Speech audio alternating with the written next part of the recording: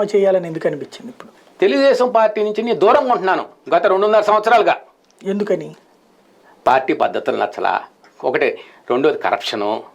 ఏంటిది కరప్షన్ అంటే? Corruption for anything. ఇప్పుడు యోగాల యాత్ర వస్తుంది, చిన్న ఎగ్జాంపుల్ చెప్తా.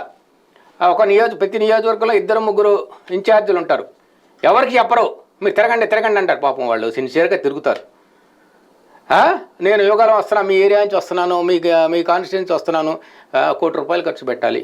అంత బ్యానర్లు ఫ్లెక్సీలు అంతా డబ్బులు వృధా చేస్తున్నారు. నేను తెలుగు తమ్ముళ్ళు చెప్తాను, అసలు డబ్బులు వేస్ట్ చేయొద్దా, ఎవరు లేని వాళ్ళకి అన్నం పెట్టండి అయ్యా, వాడు కడుపు ఆకలి తీర్చండి అయ్యా.